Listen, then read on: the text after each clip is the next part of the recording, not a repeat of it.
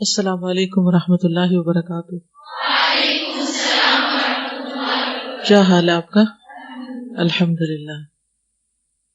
نحمدہ ونصلی علی رسولہ الکریم، اما بعد فاعوذ باللہ من الشیطان الرجیم، بسم اللہ الرحمن الرحیم، رب اشرح لی صدری ویسر لی امری واحلل عقدۃ من لسانی یفقہوا قولی۔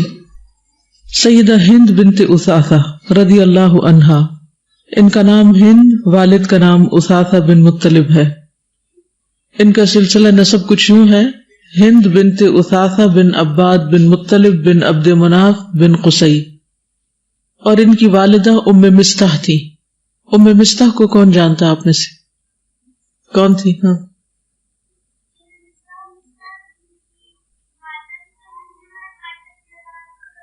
شاباش، ویری گڈ، بالکل صحیح بتایا آپ نے۔ تو ان کی والدہ جو تھی ام مستح تھی، یعنی ام مستح کی بیٹی تھی ہند، اور ان کے بھائی تھے مستح بن اساسہ، جو ان لوگوں میں شامل ہو گئے تھے جنہوں نے حضرت عائشہ رضی اللہ تعالی عنہا پر الزام لگایا تھا، بہتان لگایا تھا۔ ہند نے اسلام قبول کیا اور رسول اللہ صلی اللہ علیہ وسلم سے بیعت بھی کی، اور رسول اللہ صلی اللہ علیہ وسلم نے انہیں اور ان کے بھائی کو 30 وسق طعام دیا، یعنی کھانا دیا۔ ان کی شادی ابو جندم نامی شخص کے ساتھ ہوئی اور اس سے ریتا نے جنم لیا۔ ہند نے مکہ معظمہ میں اسلام قبول کیا اور نبی کریم صلی اللہ علیہ وسلم کے دست مبارک پر بیعت کی، اور قریش کی جانب سے اپنے حصے کی تکالیف برداشت کی۔ قریش دائرہ اسلام میں داخل ہونے والوں کو دردناک سزائیں دیا کرتے تھے۔ سیدہ ہند بڑی ذہین و فتین خاتون تھی۔ ان کا شمار سرزمین عرب کی مشہور و معروف شاعرہ خواتین میں ہوتا ہے۔ ان کے اشعار فصاحت و بلاغت سے آراستہ ہوتے ہیں۔ ہند نے اسلام قبول کرنے کے بعد اپنی ذات اور شاعری کو دین کی نصرت کے لیے وقف کر دیا۔ وہ مسلمانوں کو دفاع اور شہداء کے کارناموں کو اجاگر کرنے کے لیے اشعار کہتی۔ انہوں نے جنگ بدر میں سب سے پہلے جام شہادت نوش کرنے والے جلیل القدر صحابی سیدنا عبیدہ بن حارث کے حق میں مرثیہ کہا۔ یہ مرثیہ انہوں نے اسلام قبول کرنے سے پہلے کہا تھا، لیکن دوسری طرف یہ کہتے ہیں کہ انہوں نے مکہ میں اسلام قبول کیا۔ تاریخی طور پر شاید کچھ فرق ہے، بہرحال انہوں نے اپنی شاعری سے اسلام کو فائدہ پہنچایا۔ جنگ احد میں ہند بنت عتبہ اور مشرکین کی چند دیگر خواتین اپنے مردوں کے ساتھ ان کی حوصلہ افزائی کے لیے میدان میں نکلی، یعنی اس دور میں بھی خواتین کا ایک خاص کردار رہا ہے۔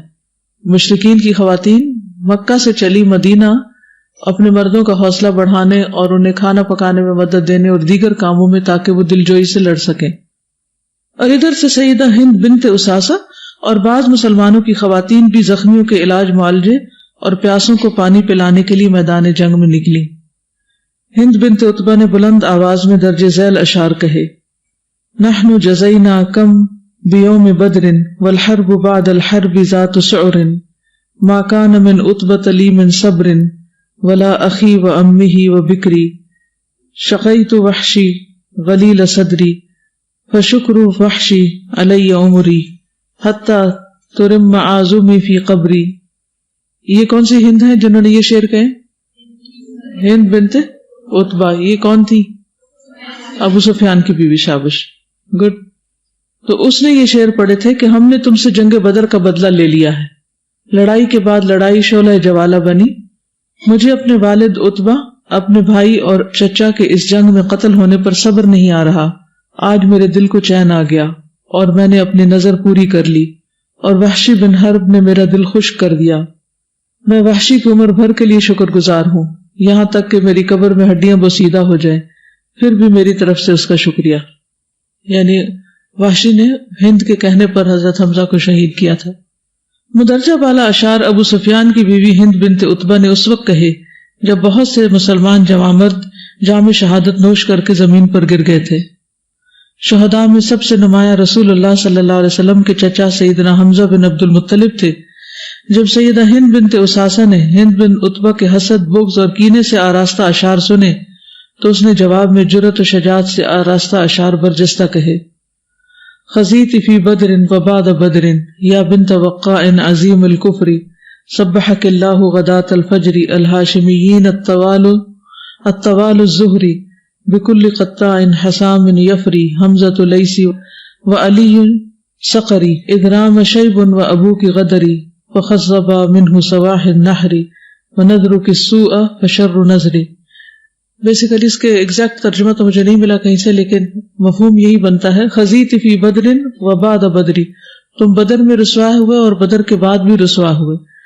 اور پھر ان کے باپ کا تانا دے کر کہتی ہے کہ جس نے بڑے کفر کا ارتکاب کیا. اور پھر یہ ہے کہ حضرت حمزہ جو ہیں وہ میرے شیر ہیں، لئیس کا مطلب ہوتا ہے شیر، اور علی جو ہیں وہ باز ہیں. اور پھر تمہارے والد نے دھوکہ کیا اور تمہاری جو نظر تھی وہ بدترین نظر تھی. یہ مفہوم ہے اشعار کا، لیکن ایگزیکٹ مطلب نہیں ہے، کیونکہ شعروں کے خاص کانٹیکسٹ میں ترجمہ ہوتا ہے تو وہ اتنا آسان نہیں ہوتا کہ صرف انسان ڈکشنری کی مدد سے ترجمہ کر لے. لیکن مفہوم یہ ہے کہ انہوں نے شعر کا جواب شعر میں دیا. اب آپ دیکھیے کہ اسلام پر جس قسم کا حملہ ہوتا ہے جواب بھی اسی قسم سے دیا جاتا ہے، اور وہی بھرپور جواب ہوتا ہے، اور اس کے لیے انسان کے اندر ٹیلنٹ اور اس کا صحیح استعمال آنا ضروری ہے. جب مسلمان حبیب کبریا سیدنا محمد مصطفیٰ صلی اللہ علیہ وسلم کی وفات پا جانے کی وجہ سے غم و اندوہ اور گھبراہٹ و پریشانی میں مبتلا ہوئے تو ہند بنت اساسہ نے یہ مرثیہ کہا. جنگ احد میں ایسا ہوا تھا نا کہ نبی صلی اللہ علیہ وسلم کی وفات کی خبر مشہور ہو گئی تھی. اشاب ذوابتی و اذل رکنی بکاؤک فاطم المیت فقیدا فآتیت العطاء فلم تقدر واحزقت الولائد والعبیدا وکنت ملاذنا فی کل لذب اذا ہبت شامیۃ برودا رسول اللہ فارقنا وکنا نرجی ان یکون لنا خلودا افاطم فاصبری فلقد اصابت رزیبتک البہائم والنجودا وأهل البر والأبحار ترا فلم تختی مصیبته وحیدا وكان الخير يصبح في ذرأه سعید الجذ قد ولد سعودا. اس میں وہ حضرت فاطمہ کو خطاب کر کے کہتی ہیں کہ صرف آپ کا غم نہیں ہے، ہمارا غم بھی ہے.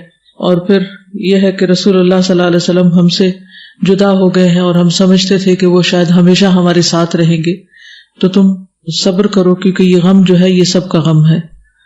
اللہ سبحانہ وتعالی ہند بنت اساسہ پر اپنی رحمت کی برکھا برسائے. وہ ایک صدق کے دل رکھنے والی مومنہ خاتون تھی اور دائی اجل کو لبیک کہتی ہوئی جنت الفردوس میں جا مقیم ہوئی. یہ جملہ آخری درست نہیں ہے، کیونکہ کسی کے بارے میں بھی یہ نہیں کہا جا سکتا کہ فلاں جنتی ہے یا جنت میں پہنچ گیا ہے. اللہ تعالیٰ رائٹر کی بخشش کرے، اس کو آپ درست کر لیجئے کہ بہرحال ہر کوئی اپنی زندگی کا ایک وقت پورا کر کے دنیا سے رخصت ہو جاتا ہے. ان کے بارے میں خاص طور پر ان کی والدہ کا جو کردار ہے ام مستح کا، اس کو تھوڑا سا ذکر کر دیتے ہیں.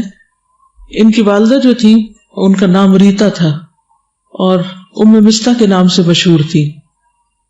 اور پھر ان کی شادی جب ہوئی اساسہ سے تو ان سے بدری صحابی مستح اور ہند بنت اساسہ پیدا ہوئے. مستح نے اسلام قبول کیا اور اسی طرح ہند نے بھی اسلام قبول کیا اور بہت اچھی مسلمان بنی. اور اہل عفق کے ساتھ مل کر حضرت عائشہ کے بارے میں جو کچھ انہوں نے کہا، ماں ہوتے ہوئے بھی انہوں نے بہت سخت نوٹس لیا اور کسی قسم کی رعایت نہیں کی. اور وہ مشہور واقعہ ہے جس میں آتا ہے حضرت عائشہ کہتی ہے کہ مدینہ پہنچ کر میں بیمار پڑ گئی اور 1 مہینے تک بیمار رہی، جس غزوے سے واپسی پر آپ پر الزام لگا تھا. اس عرصے میں لوگوں میں تہمت لگانے والوں کی باتوں کا برابر چرچا رہا، لیکن مجھے ان باتوں کا کوئی احساس بھی نہ تھا. صرف ایک معاملے سے مجھے شبہ ہوتا تھا کہ میں اپنی بیماری میں رسول اللہ صلی اللہ علیہ وسلم کی طرف سے لطف و محبت کا اظہار نہیں دیکھتی تھی، جو پہلی بیماریوں کے دنوں میں دیکھ چکی تھی. نبی صلی اللہ علیہ وسلم اندر تشریف لاتے، سلام کر کے اتنا پوچھ لیتے کہ کیا حال ہے، پھر واپس چلے جاتے. تو مجھے نبی صلی اللہ علیہ وسلم کے اس طرز عمل سے کچھ شبہ ہوتا تھا کہ دال میں کچھ کالا ہے، آپ شاید ناراض ہیں کسی بات پر، اس لیے آپ تھوڑے سی بے رخی برت رہے ہیں. لیکن مجھے اس خبر کا کچھ بھی اندازہ نہیں تھا، اس شر کا کچھ بھی احساس نہیں تھا جو ان کے بارے میں پھیلی ہوئی تھی. کیا انہیں صفوان بن معطل کے ساتھ منسوب کر دیا گیا تھا. ایک دن جب بیماری سے کچھ افاقہ ہوا، کمزوری باقی تھی، میں باہر نکلی، میرے ساتھ ام مستح بھی تھی. ہم مناسے کی طرف گئے. قضائے حاجت کے لیے ہم وہیں جایا کرتے تھے کیونکہ گھروں میں ٹوائلٹ نہیں بنے ہوئے ہوتے تھے اور وہ رات ہی کو نکلتے تھے. اس وقت تک قدیم عرب کے دستور کے مطابق قضائے حاجت یعنی اپنی ضرورت پوری کرنے کے لیے لوگ آبادی سے دور جاتے تھے. ابھی بھی گاؤں وغیرہ میں لوگ رات کے وقت نکلتے ہیں اپنی ضرورت پوری کرنے کے لیے اور آبادی سے باہر نکل جاتے ہیں کھیتوں وغیرہ کی طرف. مستہ ابو رحم بن عبد مناف کی بیٹی تھی اور ان کی والدہ بنت صخر بن عامر ابو بکر رضی اللہ تعالیٰ عنہ کی خالہ تھی. تو یہ کیا لگی حضرت ابو بکر کی خالہ کی بیٹی. بہرحال کہتی ہے کہ قضاء حاجت کے بعد جب ہم گھر واپس آنے لگے تو مستہ کا پاؤں ان کی چادر میں الجھ کر پھسل گیا، سلپ ہوئی. اس پر ان کی زبان سے نکلا مستہ برباد ہو. میں نے کہا آپ نے بہت بری بات کی ہے، آپ ایک ایسے شخص کو برا کہہ رہی ہیں جنہوں نے غزوہ بدر میں شرکت کی ہے. یعنی وہ حضرت عائشہ پر الزام لگانے والے تھے. ابھی ان کو پتا نہیں تھا، لیکن مومن کا طریقہ کیا ہوتا ہے کہ اگر کوئی کسی کے بارے میں بھول کر بھی کوئی بری بات کہے تو فوراً دفاع کرے. یہ اخلاق اور یہ کردار بہت ہی یونیک ہے. کہنے لگی کہ آپ اس شخص کو برا کہہ رہی ہیں جس نے غزوہ بدر میں شرکت کی. انہوں نے کہا واہ، اس کی باتیں تم نے نہیں سنی. میں نے پوچھا کیا باتیں؟ پھر انہوں نے تہمت لگانے والوں کی باتیں بتائیں. تو اس سے حضرت عائشہ رضی اللہ تعالیٰ عنہ کو سارا قصہ سمجھ آ گیا. لیکن حیرت ہوتی ہے کہ اتنے دن بیمار ہیں، حضور صلی اللہ علیہ وسلم بھی سب باتیں سن چکے ہیں، ان کی جو سوکنے ہیں وہ بھی سب باتیں سن چکی ہیں، مدینہ کی اور عورتوں کو بھی باتیں پہنچی، لیکن کوئی حضرت عائشہ سے ذکر تک نہیں کرتا. اچھا ہمارا حال کیا ہوتا ہے؟ اگر ذرا سی کوئی کسی کے بارے میں بات کہہ دے تو فوراً جا کے پہنچا دیتے ہیں. یہ چغل خوری جو ہے، لگائی بجائی کرنا، ادھر کی بات ادھر، ادھر کی ادھر، اور پھر بعض اوقات صحیح کانٹیکسٹ میں بھی نہیں کرتے، اس کا صحیح مفہوم بھی بیان نہیں کرتے، اور بلا وجہ لوگوں کے درمیان لڑائی جھگڑا پیدا کر دیتے ہیں. اور قبر کا عذاب جہاں پیشاب کے چینٹوں کی وجہ سے ہوتا ہے، وہاں دوسری چیز چغل خوری کی وجہ سے بھی ہوتا ہے. لہٰذا یہ بات انتہائی بری ہے. مثلاً کسی نے آپ سے کسی کے بارے میں کچھ پوچھا کہ وہ ایسا ہے کہ نہیں، تو اب آپ کا کیا کام بنتا ہے کہ جا کے جس کے بارے میں پوچھا اس کو بتائیں کہ تمہارے بارے میں فلاں یہ پوچھ رہا تھا. یہ کیا ہوگا؟ یہ صریحاً چغلی ہوگی. جب کوئی آپ کو اعتماد میں لے کر کوئی بات پوچھتا ہے تو وہ بس آپ کے اور پوچھنے والے کے درمیان ہی ہوتی ہے، اسے دوسرے شخص تک نہیں پہنچایا جاتا. بہت سے تعلقات کی خرابی جو ہے وہ اسی بنا پر ہوتی ہے، زبان کی غلط استعمال کی بنا پر. تو بہرحال حضرت عائشہ کو کچھ بھی خبر نہیں. جب انہیں پتہ چلا تو اس کے بعد اللہ سبحانہ وتعالیٰ نے ان کی برات میں آیات نازل کی جو قیامت تک پڑھی جائیں گی. اور حضرت مستہ کے بارے میں پھر کیا ہوا؟ حضرت مستہ جو تھے وہ 34 ہجری تک زندہ رہے ہیں، 65 سال کی عمر میں فوت ہوئے ہیں. حضرت ابو بکر رضی اللہ تعالیٰ عنہ ان کی مدد کیا کرتے تھے کیونکہ یہ مہاجرین میں سے تھے اور ان کے حالات اچھے نہیں تھے. تو جب حضرت ابو بکر کو حضرت عائشہ کی برات کے بارے میں آیات سننے کو ملی تو انہوں نے فوراً کہا کہ مستہ بن اساسہ کے اخراجات میں اب بند کر دوں گا، یعنی میں ان پہ خرچ نہیں کروں گا. تو اللہ سبحانہ وتعالیٰ نے فوراً یہ آیت نازل کی وَلَا يَأْتَلِ أُولُو الْفَضْلِ مِنْكُمْ إِلَىٰ، یعنی آخر تک، غفور رحیم تک، کہ جن کو اللہ نے فضل عطا کر رکھا ہے یعنی مالدار ہیں، وہ ایسی بات کی قسم نہ کھائیں کہ وہ غریب مہاجر رشتہ دار پر خرچ نہیں کریں گے. انہیں چاہیے کہ وہ معاف کر دیں. الا تحبون ان یغفر اللہ لکم، کیا تم نہیں چاہتے کہ اللہ تعالیٰ تمہیں معاف فرما دے؟ تو بہرحال حضرت ابوبکر صدیق نے کہا اللہ کی قسم مجھے پسند ہے کہ اللہ مجھے معاف کر دے. تو وہ مستح کو جو کچھ دیا کرتے تھے اسے پھر دینے لگے، اور ایک روایت میں آتا ہے اس سے دگنا دینے لگے، اور کہا اللہ کی قسم آج کے بعد میں یہ بند نہیں کروں گا. یعنی انسانوں سے غلطیاں ہو جاتی ہیں، تعلقات میں کمی بیشی ہو جاتی ہے، لیکن آپس کے تعلقات کی خرابی نہیں ہونی چاہیے. یعنی آپس میں دلوں کا پھٹنا جو ہے یہ سب سے بدترین چیز ہے. اور یہ ہے اسلام کا کام، دین کا کام کرنے والوں کا اخلاق اور کردار، کہ وہ دوسرے کی غلطی پر پردہ ڈالتے ہیں. اور اللہ سبحانہ وتعالیٰ کیا چاہتے ہیں؟ یعنی حضرت ابوبکر قدرتی بات ہے کہ ان کی بیٹی پر الزام لگا تھا اور بہت بڑی بات تھی اور بہت دل توڑنے والی بات تھی، لیکن اس کے باوجود اللہ تعالیٰ نے کیا چاہا کہ ان کو معاف کر دیا جائے. کیوں معاف کرنے کو کہا؟ کیونکہ ان کی قربانیاں تھیں، انہوں نے جنگ بدر میں حصہ لیا تھا. تو ایک شخص جس نے دین کا کچھ بھی کام کیا ہو، اس سے اگر کوئی غلطی ہو جاتی ہے تو اس خدمت کی بنا پر اس کو معاف کر دیا جانا چاہیے اور اس کے بارے میں دل اچھا کر لینا چاہیے. کیونکہ ہم میں سے کون ہے جو غلطی نہیں کرتا؟ ہر ایک سے غلطیاں ہوتی ہیں. لیکن اگر آپس میں دین والوں میں پھوٹ پڑ جائے تو اس کا نقصان کیا ہوتا ہے؟ دشمن فائدہ اٹھاتا ہے، دین کا کام رک جاتا ہے، دین کے کام میں برکت نہیں ہوتی. تو فرقہ واریت اور باہمی جھگڑے اور چغلی کرنا اور غیبت کرنا اور ایک دوسرے کے خلاف محاذ آرائی قائم کرنا، یہ کسی مسلمان کے شایان شان نہیں ہوتا. چلیے اس سے آپ نے جو کچھ سیکھا حضرت ہند بنت اساسہ کے بارے میں، آپ میں سے کوئی کچھ کہنا چاہے؟ پھر انشاءاللہ اگلی سٹوری پڑھیں گے. جی السلام علیکم استاذ. وعلیکم السلام. یہ میں نے دیکھا جب جنگ بدر میں انہوں نے اشعار کے اور ان کے جواب میں جو انہوں نے اشعار کے، انہیں غصہ نہیں آیا، انہوں نے یہ نہیں کیا کہ تلوار اٹھا کر ان سے لڑنا جھگڑنا شروع کر دے، بلکہ حضرت علی اور حضرت حمزہ رضی اللہ تعالیٰ عنہ کی صفات بیان کی. اور ہمارے اگر ناموسی رسالت کی بات ہوتی ہے تو ہم لوگ ایسے باہر نکل آتے ہیں، اپنے ہی ملک کی چیزوں کو نقصان پہنچانا، آگ لگانا. ہمیں چاہیے کہ ہم سنت کو عام کریں. نبی پاک صلی اللہ علیہ وسلم کے جتنی بھی ان کی خوبیاں تھیں، وہ صفات تھیں، ان کو عام کریں، انہیں پہنچائیں کہ وہ کیسے تھے اور کس طرح سے. السلام علیکم استاذ. جیسے ہم نے پہلے حضرت قتیلہ کا بھی پڑھا تھا کہ ان کا بھی تک اپنی اسکلز جو ہیں وہ اسلام کی خدمت کے لیے ڈائریکٹ کی تھی، تو اسی طرح اگر ہم دیکھیں کہ ہم جو وومن ہیں 53% ہیں کمیونٹی کا پارٹ، تو اگر ہم لوگ اپنی ساری اسکلز اسلام کی خاطر یوٹیلائز کریں یا پھر اس کے پروپیگیشن میں یوز کریں تو بہت زیادہ فائدہ پہنچ سکتا ہے. بالکل. اور آپس کے جھگڑوں اور فسادات کا نقصان یہ ہوتا ہے کہ انرجی لگتی ہے نا، یعنی طاقت لگتی ہے، تو اپنی انرجیز کو پازیٹیولی چینلائز کرنا بھی بہت ضروری ہوتا ہے، کیونکہ آپ ایک وقت میں ایک ہی کام کر سکتے ہیں نا، یا منفی کر سکتے ہیں یا مثبت کر سکتے ہیں. تو جب آپ مثبت کام نہیں کرتے اور منفی میں لگ جاتے ہیں تو پھر آپ کے وقت اور صلاحیتیں اور انرجی ضائع ہوتی ہے. جی السلام علیکم. استاد جیسے آپ نے بات کی نا کہ دین والوں کی کچھ قربانی کو دیکھ کر ان کو معاف کر دینا چاہیے، لیکن ہم لوگ کیا کرتے ہیں کہ دین والے اگر کچھ نہ کچھ انہوں نے کچھ ایسا بھی پڑھ لیا ہے، اگر ان سے کچھ تھوڑی سی بھی غلطی ہوتی ہے تو ہم یہ کہتے ہیں کہ دین والے ایسے کریں تو ہم کیوں کریں. ہم اس بات کو لے کر وہ عمل بھی کرنا چھوڑ دیتے ہیں اور دین والوں کو ایسے دیکھتے ہیں کہ بالکل پرفیکٹ بن جائیں اور بالکل جیسے فرشتے بن جائیں. تو ہم نے ایسا نہیں کرنا، ان کو دیکھنا چاہیے وہ بھی انسان ہے، ان سے بھی کوئی غلطی ہو سکتی ہے. بالکل. یعنی جہاں جنگ بدر میں انہوں نے قربانی کی، اور جنگ بدر کی جو شرکت ہے وہ ایک بہت مشکل مرحلہ تھا، یعنی مسلمان بہت تھوڑے تھے، پہلی جنگ تھی، یعنی یوں لگتا تھا جیسے سب ختم ہو جائے گا. نبی صلی اللہ علیہ وسلم کس طرح فریادیں کر رہے تھے اللہ تعالیٰ سے اور کس طرح دعائیں کر رہے تھے، جس سے اندازہ ہوتا ہے کہ حالات کتنے تنگ تھے. تو اس جنگ میں جن لوگوں نے حصہ لیا، اللہ سبحانہ وتعالیٰ نے جھانک کر ان کے بارے میں فرمایا کہ یہ جو بھی کرے میں نے ان کو بخش دیا. تو کس طرح جب ان سے غلطی ہوئی، انسان تھے نا، پھسل کے غلطی ہو گئی، جب غلطی ہوئی تو کس طرح ان کو معاف کرنے کو کہا گیا. غلطی چھوٹی نہیں تھی، بہت بڑی تھی.